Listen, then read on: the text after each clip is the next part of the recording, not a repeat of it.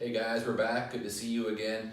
Today is the final lecture of the year, and once again, thanks for a great year.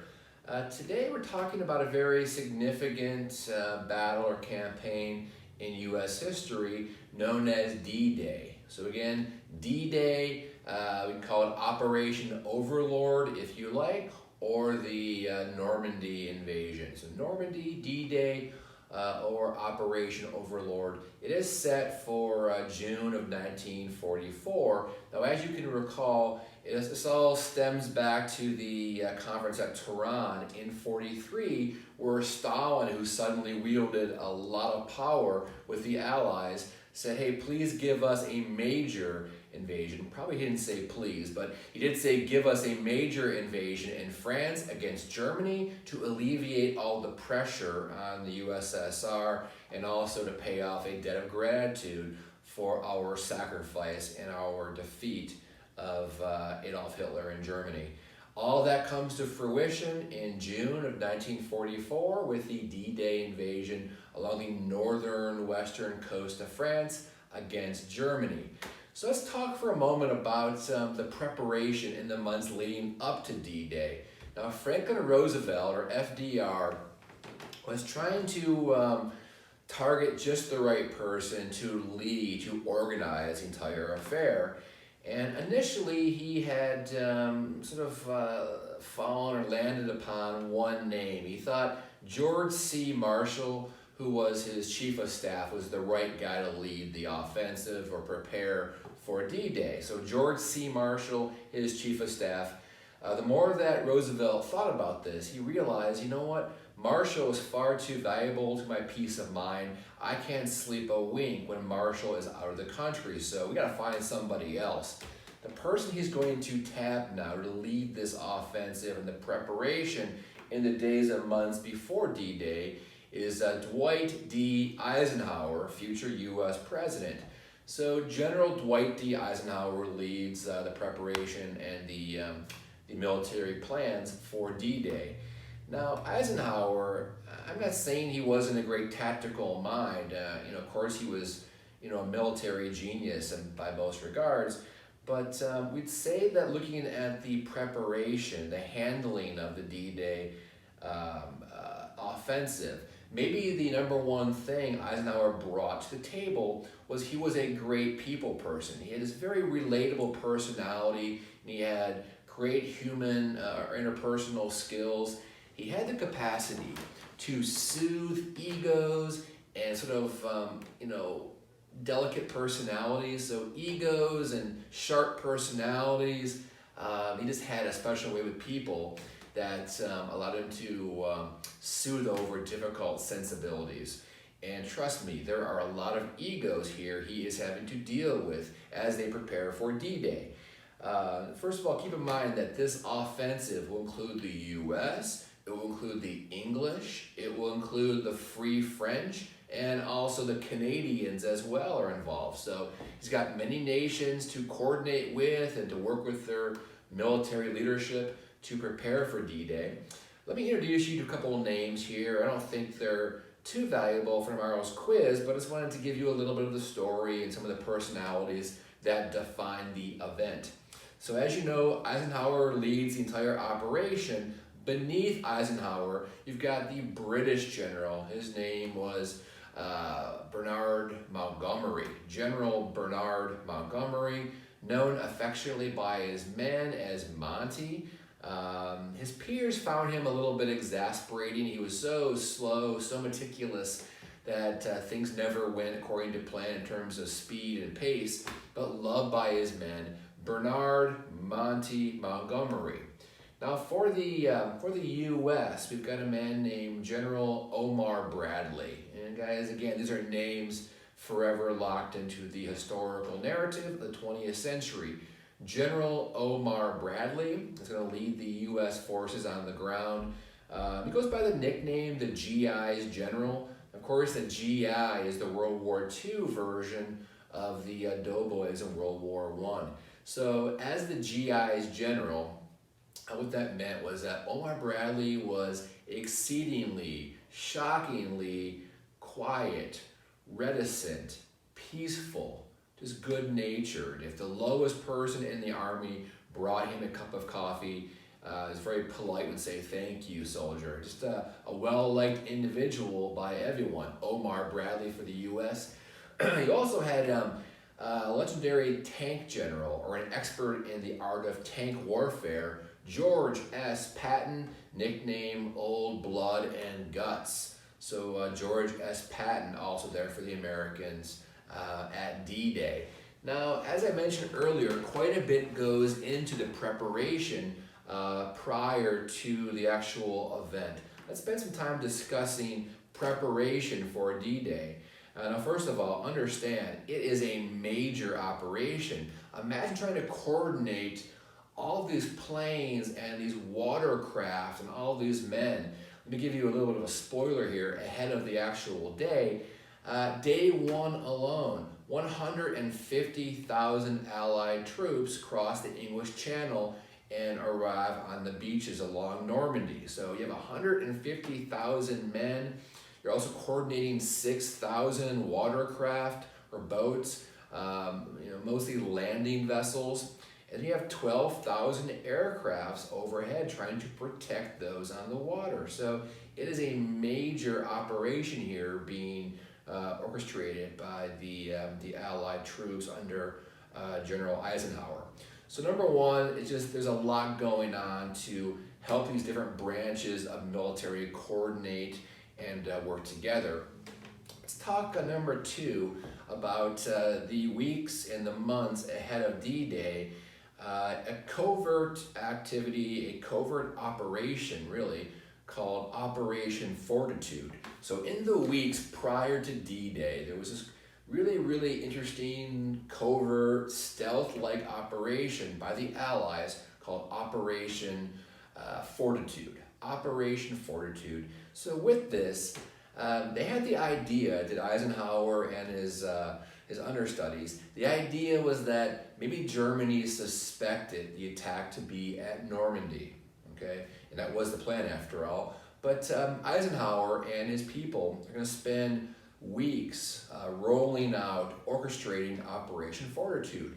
What was this? It was a deceptive plan whereby the Allies created a bogus, a false military base camp closer to Calais. So Calais is much further, miles and miles closer to the north and to the east. So they create a bogus military camp near Calais. As part of this, they go really far with this. They create fake tanks, fake tents, fake trucks, all these fake different elements to an actual camp made out of rubber. Now you're going to see later on Schoology, hopefully, images of soldiers picking up, like 5 of them picking up a massive tank. Looks like a tank, okay, in every way, but it's made out of rubber and it's like a balloon essentially. But from the air, the German planes see tanks, they see certainly many tents, and they see all kinds of military vehicles like trucks and fake artillery. It's all made out of rubber. The Americans, along with their allies, the English and the Free French and the Canadians, they can take it pretty far in trying to create this notion that it is a living, active camp situation preparing for the invasion across the channel near Calais. They actually create fake tank lines or long lines from the wheels of actual tanks in the sand and the dirt. So from overhead, they look down, they see these long lines that appear to be from the wheels and the movement of actual tanks. They're just made by the soldiers, okay? So they really go a long way with Operation Fortitude to oversee this deception. Point number 3 has to do with a full moon and tidal conditions. Eisenhower, Montgomery, Bradley, and their understudies are really invested in the idea of celestial plans for the event, what's happening with the stars and the moon and the tides on a certain given day. What they realize is it's only 3 days that this plan can actually be effective. It's got to be June 5th or June 6th or June 7th. They need a low tide situation. They need a low tide situation because at the beaches of Normandy, the great tank general for the Germans, a man named Rommel, so General Rommel, the Desert Fox was his nickname. Rommel had placed steel obstacles, okay, these sort of X-shaped steel obstacles along the beaches in the water. And the idea was they would tear into the hulls of the Allied ships as they arrived on the beaches. So it was a smart way of thinking for the Allies. They realized that if they had a low tide, they could see these steel obstacles and either shoot them down with artillery or just avoid them. But anyway, they needed a full moon for the next evening for their planes to arrive for more bombardment, and they needed to have low tide to arrive without damage from those obstacles placed there by Rommel and the Germans. Okay, guys, so June 5th was the first day. Bad weather, severe conditions postponed this day, this attack by one day. The day that begins to now develop and forever lives in lore, June 6th, 1944, becomes the D-Day Invasion of fame. Certainly in American and English and French and Canadian history. June 6th, 1944. They arrive in the morning of June 6th, and guys, understand that it's going to be, a day of great heroism, but also a day of great agony and disaster. 3,000 Americans die the first day trying to take the beaches at Normandy. Typically when we're in school, I do show the first 20-25 minutes of the film Saving Private Ryan, and it's a really difficult film to watch, but it really is emblematic of the danger, the destruction, the near certain death that many of these soldiers faced. They had really no chance, some of them, that they died for this cause. They were martyrs in every sense. So 3,000 Americans alone die the first day. It takes one whole day to take that beachhead. It takes one day for the Allies to take the beaches at Normandy. I should mention, this is more just conversational, that the U.S. beaches, the beaches that we tried to take and did take on day one, were known as Omaha and Utah. So Omaha and Utah beaches, again, forever sort of locked into the historical narrative of the U.S. and our military history, the most fortified, the most steeply pitched, these crescent-shaped beaches at Omaha and Utah. Moving along, guys, a little bit, the beaches for the British and the Free French were known as Gold and Sword. They took Gold Beach and Sword Beach, and then the Canadians took a beach known as Juno, Juno. So it takes one day, as I mentioned, one long day, but the Allies do take the beaches at Normandy. It took now 100 days, and 2 million men who arrive after the first 150,000 or so, but 2 million men in 100 days, and eventually the Allies do break through the Germans, led by the tank general George S. Patton that I mentioned earlier. Patton does lead this charge. They break through the German lines. We're going to see that in September of 1944, a great city that had been in peril for several years, Paris, is liberated. And as horrific and as sad and as inconceivable as it was back in 1940 when it fell to the Nazis, it was the other polar opposite, glee and just utter joy at the liberation of the city of Paris.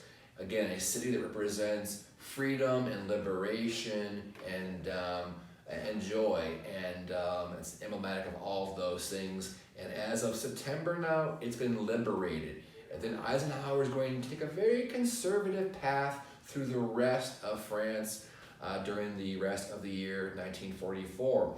Truly the final combat or the final battle of World War II in Europe is known as the Battle of the Bulge. Certainly it's a battle that many of us face every day, even today, but in this case, the Battle of the Bulge, it was the World War II version of the Ludendorff offensive, where Germany is desperate and they throw all they have right at the center of the Allied line.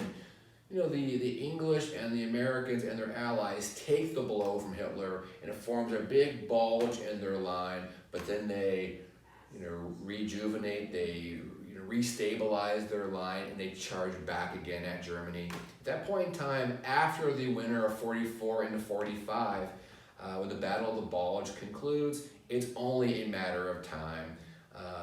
In March and April, we see the Allies cross the Rhine River, and they're now on their way, marching towards the city of Berlin, which will certainly mean the end of World War II in Europe once they get there. I want to mention a few more things to sort of tidy up the war in Europe and the end of World War II and the loss by Germany and her allies. A couple of things to mention. Really a pretty sad day in February of 1945. Let me say that again. A sad day in February of 1945, emblematic of modern warfare and sometimes the arbitrary nature of warfare. So horrific, arbitrary, and there's this loss of humanity sometimes where the objectives, the aims of those making war lose sight of what matters for humanity. So we call this the Dresden firebombing, the Dresden firebombing incident in 45. This is actually an attack by the Air Force of America and the RAF of England. They're going to bomb the city of Dresden, Germany, Dresden. They bomb Dresden, and their bombs lead to a huge firestorm that engulfs the entire city. Now, folks, Dresden had no value in terms of strategy. They didn't make bombs there or warheads or armaments. It wasn't at the confluence of two major rivers. They made porcelain in Dresden. They just made porcelain. They had a long-standing tradition of porcelain production. Long story short, I don't want to beleaguer the point, but the firebomb at Dresden led to the loss of 25,000 civilians. So casualties or fatalities, 25,000 civilians dead during the Dresden firebomb of 45. All right, guys, so let's end this war. We're going to see that late April 1945, the Allies do arrive at Berlin. One problem for the Americans and for the English, the USSR got there first. On their way towards Berlin from the east, we see the Soviet Red Army. They take over places like Ukraine and Estonia and Latvia. All those places now become Hungary. All those areas become part of the new Soviet sphere of influence post-World War II. The USSR controls all those areas, and again, because they get to Berlin first, they now have a measure of control in terms of trying to plan and reconfigure post-war Europe, how to find a lasting peace this time, post-war Europe. So when America gets there, the Russians are already there. I don't want to give too much time to this next moment, but Joseph Goebbels, Adolf Hitler, and their families commit suicide under Berlin in their underground bunker. So they're never brought to justice. Other Nazis are brought to justice through the Nuremberg trials, but Hitler committed suicide as well as Joseph Goebbels and their families. Two important points to make here to sort of look to the future of post-war Europe. First of all, the war does end with an armistice or a surrender May 8th, 1945. So May 8th, 1945, known as VE Day or Victory in Europe Day, May 8th and 45. Two, I would say, I would know these for tomorrow's quiz. They're pretty significant in the future of Europe. We have a conference in early 1945 known as the Yalta Conference. The Yalta Conference, Y-A-L-T-A, the Yalta Conference. It's Churchill, it's a sickly FDR, not doing well, and it's Stalin. I mentioned Yalta because they do introduce and they plan for the formation of the UN. So they actually introduced the United Nations to replace the sickly League of Nations that was weak and ineffectual. But the UN is introduced and conceived of at the Yalta Conference. Now, a couple of months later, during the summer of 45, a lot has happened in these preceding 3 months. FDR has passed away. He's now replaced by the new U.S. President, Harry S. Truman. As you can recall from earlier in the year, Churchill surprisingly lost that election in the House of Commons, and now the Labor Party leader, Clement Attlee, is there as well. And of course, Papa Joe Stalin still there. Stalin, Clement Attlee, and Harry S. Truman now at the new conference called the Postum Conference. Almost done with this content, guys, and we'll move on back to the Far East. The Potsdam Conference of 45, we're going to see Truman, Stalin, and Attlee create what are called zones of occupation.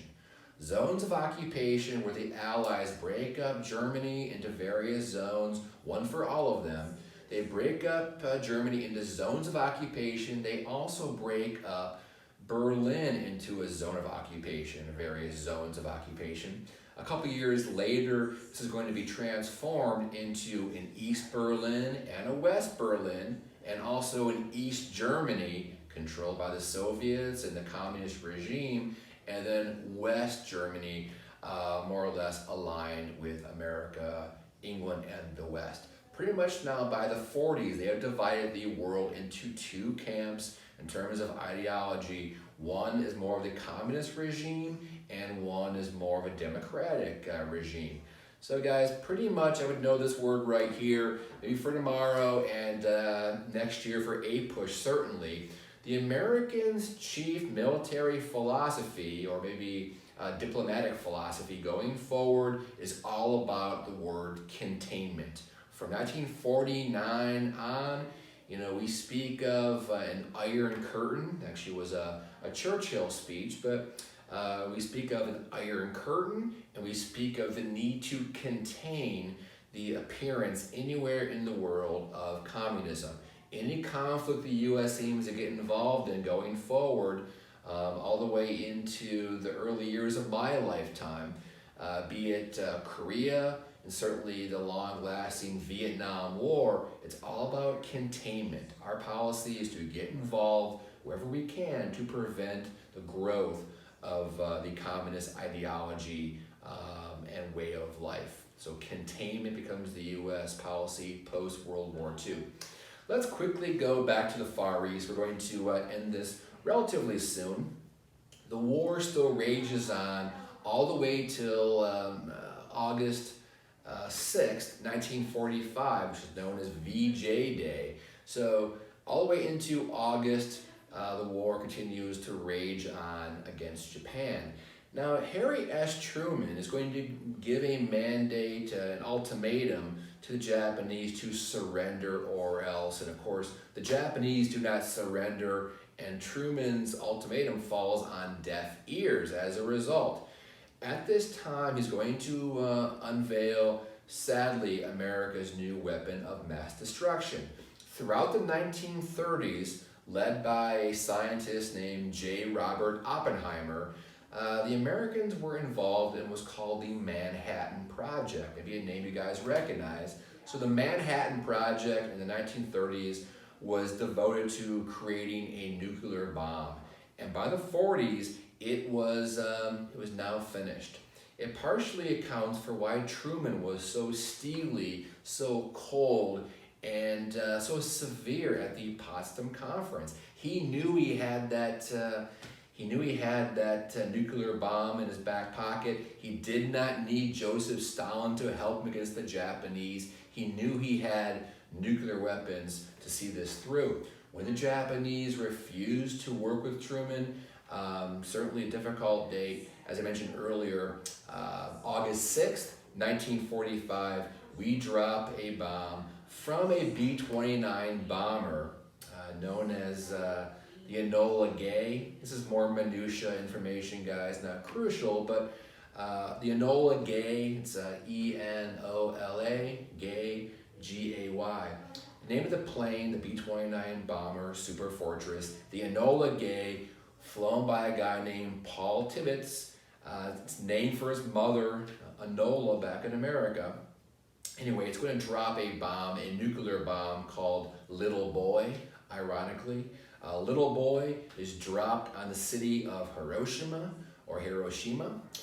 Hiroshima, again, not really consistent with anything at all that spoke of warfare or weaponry or armaments or extremism. Hiroshima was a city defined by happiness and gaiety and a strong cultural history, a rich cultural existence. In 1 nanosecond, it's wiped off the earth, off the map. 73,000 died in one day at Hiroshima due to the bomb dropped by the Enola Gay. Now, the defense by Truman, and it might not be, it's controversial for obvious reasons, his defense was that the way the Japanese fought, a land invasion of Japan would have led to perhaps 200,000 lost American lives, 300,000, who can really say for certain, but would have led to massive American casualties. So he elects to bomb Hiroshima in August of 45, really blowing that city off the map. And of course, the horrific thing, in addition with this kind of warfare, is the long-term effects, in that it led to long, slow, painful deaths and future birth defects of people in the area as well. Long, slow death from radiation for citizens of Hiroshima. A couple days later, the U.S. is going to drop a second bomb, a second nuclear bomb at a city known as Nagasaki. Now, Nagasaki actually was known for the production of the torpedoes that have been sinking U.S. boats over the years in the ocean, in the Pacific. So maybe there was more symbolism there, but again, the second bomb hits Nagasaki, 37,000 died there, and many, many more in the years after. This effectively leads to the surrender of Japan in the late summer, early fall of 1945. Again, VJ Day is victory over Japan. One last thing I want to mention that's interesting, and maybe the American government and military had learned something from the failures of Wilson and the Big Four at Versailles, and they want to avoid future global conflict. One thing they do with Japan that's interesting is they write into the new document, the new treaty, what's called Article 9. Article 9, again, signed by the Japanese at the request, at the demand of the U.S. military and government, says that going forward, Japan will be a non-military entity. They will make cars and trucks and electronics. It will be an economic juggernaut. They will not wage war. Okay, it's going to completely neuter the Japanese military. They will not be a militaristic society going forward. They will be an economic juggernaut. And maybe the U.S. Learned their lesson a little bit there, if not with Vietnam and Korea soon to come. Guys, that's it from me. And again, I don't want to keep saying this again and again, but you guys were a joy this year, and I appreciate all that you did. Have a great day, good luck tomorrow, and have a restful summer. Bye-bye.